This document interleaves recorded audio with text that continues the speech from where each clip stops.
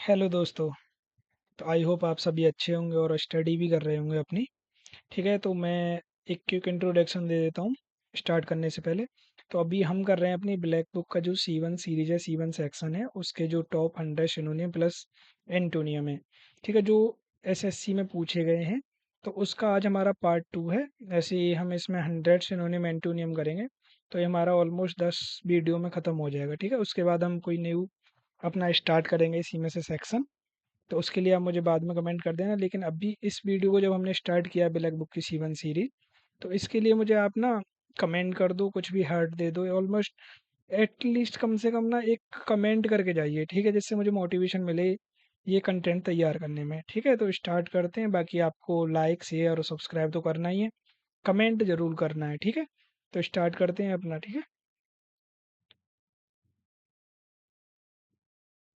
तो इसी सीरीज में हमारा आज जो 11वां वर्ड है, या फिर अपना आज का जो बोले पहला वर्ड है हमारा फर्स्ट, वो है ट्रिवियल।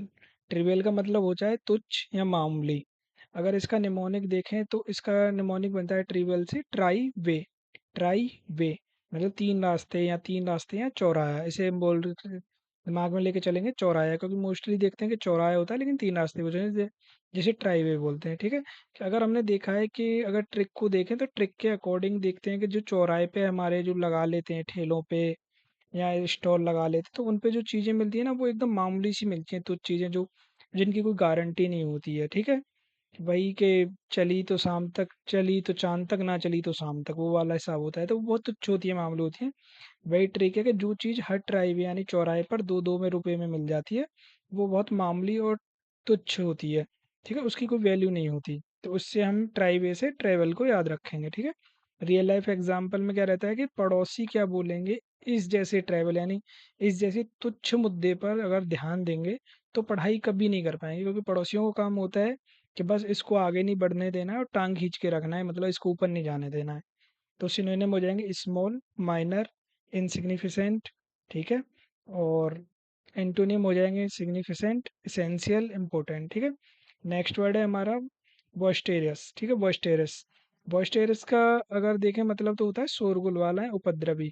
तो इसका निमोनिक बहुत अच्छा बनेगा, प्यारा सा, लड़के तो अच्छे से रिलेट कर पाएंगे इससे, क्योंकि एक इसमें बहुत ही अच्छा आ रहा है वर्ड, बॉयज़ की टेरिस। यानी अगर देखें तो कोई भी दोस्त हैं, बॉयज़ हैं, उनका एक ग्रुप होता है, और अगर वो सारे मिल जाते हैं, एक ग्रुप मिल जाता है, तो छत पे जाके क्या होता है, मौज मस्ती एकदम शोरगुल मचा देते हैं, पूरे पड़ोस वाले भी समझ जाते हैं कि हाँ अब भाई इसके दोस्त आ गए, अब काफ़ी टाइम तक शोर होने वाला है। तो बॉयज़ ऑन टेरेस। ठीक है, तो उससे हम रिलेट कर पाएंगे इस वर्ड को, कि जब पांच छह बॉयज घर की टेरेस पर एक साथ इकट्ठा हो जाएं, तब वो हमेशा चिल्लाते हैं, गाने बजाते हैं और फुल शोरगुल और ऊधम मचाते हैं। ठीक है, उससे हम उसे बॉयस्टेरस बोलते हैं। ठीक है, रियल लाइफ एग्जांपल में हो जाएगा, जब स्कूल में टीचर क्लास से बाहर जाती है, तो सारे जो बैक बेंचर्स हैं मिलकर क्लास को एकदम बॉयस्टेरस नॉइजी बना देते हैं। ठीक है, सिनोनियम हो जाएगा नॉइजी, क्लेमरस, राउडी। ठीक है, एंटोनियम है काम, पीसफुल और प्लेसिड। नेक्स्ट वर्ड है हमारा हॉस्टाइल। हॉस्टाइल से अगर देखें तो उसका मतलब होता है शत्रुतापूर्ण और विरोधी। तो इसका निमोनिक बनेगा हॉस्टल में फाइट। यानी अगर जैसे कोई हॉस्टल होता है तो उसमें ना वो होता ही है कि दो ग्रुप बनते हैं और भी ज़्यादा ग्रुप बन जाते हैं। तो एक ग्रुप और दूसरे ग्रुप में हमेशा यही टकरार रहती है, एक तरह से दुश्मनी पैदा हो जाती है। तो उसी से हम रिलेट करेंगे कि हॉस्टल में फाइट, तो ग्रुप में फाइट हो गई हॉस्टल में। ठीक है, तो हॉस्टल में जब दो ग्रुप एक बीच में लफड़ा हो जाता है, तो उनके बिहेवियर एक दूसरे के प्रति एकदम शत्रुतापूर्ण हो जाते हैं, यानी दुश्मनी भरे हो जाते हैं, जैसे आप इस इमेज में भी देख रहे होंगे किस तरह से दो ग्रुप का चल रहा है। ठीक है, रियल लाइफ एग्जांपल में भाई इंडिया और पाकिस्तान का मैच हो और दोनों टीम के फैंस के बिहेवियर स्टेडियम में बड़े हॉस्टाइल यानी दुश्मनी वाले देखने को मिलते हैं। कि भाई इंडिया और पाकिस्तान है आईपीएल में, ठीक है, सब अपने अपने प्लेयर को ठीक है कर रहा है सपोर्ट, लेकिन जब बात इंडिया की आएगी तो भाई फिर तो सब साथ में आ जाते हैं। तो सिनोनियम हो जाएंगे वही बेलिगेरेंट, वॉरलाइक, एडवर्स, अग्रेसिव। ठीक है, एंटोनिम हो जाएंगे एमिएबल, फ्रेंडली, सिंपैथेटिक। ठीक है, तो नेक्स्ट वर्ड है हमारा मिटिगेट। मिटिगेट का मतलब होता है कम करना, शांत करना। तो जैसे होता है ना कि अगर इसका निमोनिक देखेंगे मिटिगेट यानी मिट्टी पाओ गेट पर। यानी मिट्टी पाओ गेट पर मतलब बाहर, गेट के बाहर दो दोस्त लड़ रहे हैं या कोई दो बंदे लड़ रहे हैं। तो जैसे अगर पंजाबी दोस्त होते हैं, पंजाबियों में तो ये बोला जाता है ना कि मिट्टी पाओ यारो क्या, अप्पा लोग सब साथ में एकदम मस्त रहते हैं, लस्सी वस्सी पीते हैं एकदम चंगी तरह से ना, तो वही मिट्टी पाओ। तो इसी को ऐसे याद रखेंगे, मिट्टी पाओ गेट पर, ठीक है। कि मिट्टी गेट, कि भाई दो दोस्त हैं, वो मिट गेट पे बाहर ही मेरे घर आने से पहले ही दोनों में झगड़ा हो गया और लड़ने लग गए। ठीक है, तो जब तीसरा दोस्त निकलेगा तो उन दोनों को बोलेगा कि भाई मिट्टी पाओ गेट पर और मामले को यहीं शांत करो, चलो छोड़ो, ठीक है भाई, उसकी ट्रिक हो जाएगी।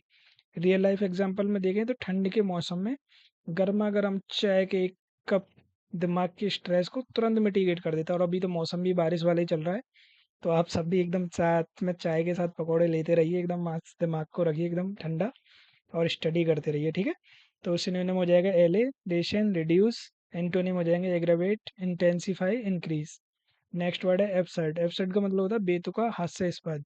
तो इसका निमोनिक बनेगा अपसर्ड से अब सुर दिया, अब बेसुरा दे सुर दिया, मतलब भाई के सिंगिंग करने आए और जजेस के सामने एक बंदे ने अपने भाई बेसुरे सुर लगा दिए, तो उसको क्या बोलेंगे भाई, एकदम उसके फनी वे में जो सरकेज़्म होता है, कि अब सुर दिया है इसने बढ़िया। तो वही है कि बेसुरा या हास्यास्पद, ठीक है। तो रियल लाइफ एग्जांपल में देखे तो उसने मुझे बहाना बनाया कि मेरा डॉग मेरा एडमिट कार्ड खा गया है। अब डॉग एडमिट कार्ड कैसे खा जाएगा, वो प्लास्टिक का होता है या कैसे भी, अगर उसको लेमिनेट किया हुआ है तो ये एकदम एब्सर्ड यानी एकदम बेतुका बहाना है, ठीक है। तो सिनोनिम हो जाएंगे रिडिकुलस, सिली, फूलिश। एंटोनिम हो जाएंगे सेंसिबल, रीजनेबल, रियलिस्टिक, ठीक है। तो नेक्स्ट वर्ड है अपना एमिएबल। एमिएबल का मतलब होता है मिलनसार। मतलब अगर इसका निमोनिक देखें तो एमिएबल से बन के आ रहा है अम्मी इज एबल। अम्मी मतलब वही, अगर देखें तो मोमडन कम्युनिटी में अम्मी को अम्मी बोलते हैं, और हमारे यहाँ मम्मी बोलते हैं, ठीक है। तो उसी से हम रिलेट करेंगे अम्मी इज एबल, कि मम्मी किस चीज़ के लिए एबल है, कि पूरे मोहल्ले में बातचीत करने के लिए और मिलनसार के लिए, ठीक है। तो उसी से हम इसको याद रखेंगे। रियल लाइफ एग्जांपल हो जाएंगे, नए कॉलेज में अगर पहले ही दिन आपको कोई एमिएबल दोस्त मिल जाए तो नए माहौल आसान लगने लगते हैं। तो सिनोनिम हो जाएंगे friendly, good nature, pleasant, harmonious, ठीक है। एंटोनियम हो जाएंगे हॉस्टाइल, अनफ्रेंडली। नेक्स्ट वर्ड है अपना एरुडाइट। एरुडाइट का मतलब होता है विद्वान और ज्ञानी। यानी अगर निमोनिक देखें, एरुडाइट, एरु मतलब एजुकेशन से, और राइट, ठीक है, राइट मतलब एजुकेशन राइट, जिसकी एजुकेशन राइट डायरेक्शन में हो। तो वही ट्रिक है कि जिस बंदे की एजुकेशन एकदम राइट डायरेक्शन में हुई हो, वो बहुत बड़ा ज्ञानी और स्कॉलर बनता है, ठीक है। अगर हम रियल लाइफ एग्जांपल में देखें तो doctor APJ Abdul Kalam sir को कौन नहीं जानता, हमारे देश के सबसे बड़े एरुडाइट पर्सन थे।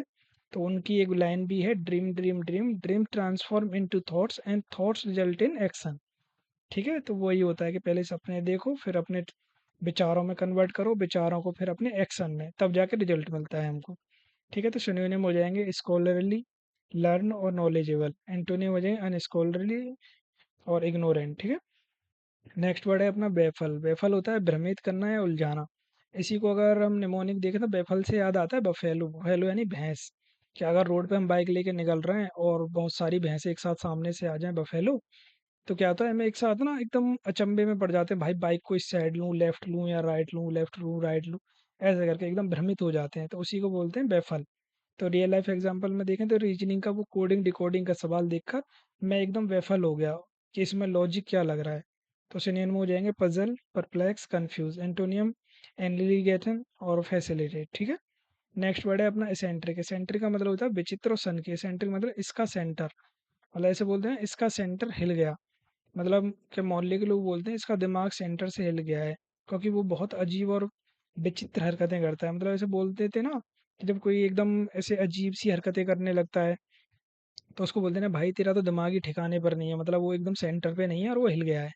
तो वही रियल लाइफ एग्जांपल हो जाएंगे कि रणवीर सिंह का अजीब ड्रेस पहनने का स्टाइल उसे एक असेंट्रिक यानी एकदम विचित्र पर्सनैलिटी देता है।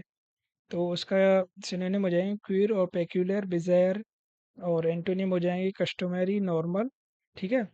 और नेक्स्ट वर्ड है अपना एलिविएट। एलिविएट का मतलब होता है कम करना, राहत देना। निमोनिक हो जाएगा आलू, ऑल आलू ईट, मतलब सारे आलू खा लिए, या सारे आलू के जो भी समोसे थे वो खा लिए। अब एक सिनेरियो दिमाग में बनाते हैं कि मान के चलो बहुत तेज भूख लगी हुई है और एकदम उसी टाइम पे हमको आलू के गर्मा गर्म समोसे मिल जाएं, तो हम सारे खा जाएंगे और एकदम राहत की सांस लेंगे, मतलब एकदम राहत मिलेगी और भूख कम हो जाएगी हमारा, ठीक है। तो उसी से रिलेट करके हम एलिवेट को याद रख सकते हैं। तो रियल लाइफ एग्जांपल में कि दांत के दर्द में थोड़ा सा लौंग का तेल लगाने से पेन तुरंत एलिवेट हो जाता है, यानी कम हो जाता है और राहत मिल जाती है। देख रहे हो मेरे साथ रह रह के ना, अब एक इलाज भी दे दिया मैंने लकी, ठीक है, वो एक पार्ट ऑफ फायर है, ठीक है। तो सिनोनिम हो जाएगा मिटिगेट, रिलीव और डिमेंस। एंटोनिम हो जाएंगे एग्रेवेट, इंटेंसिफाई, ठीक है। तो ये थे हमारे आज के, टोटल हो गए हमारे 20 वर्ड्स। ये 10 वर्ड्स आज कंप्लीट किए, 10 हम पहले कर चुके हैं।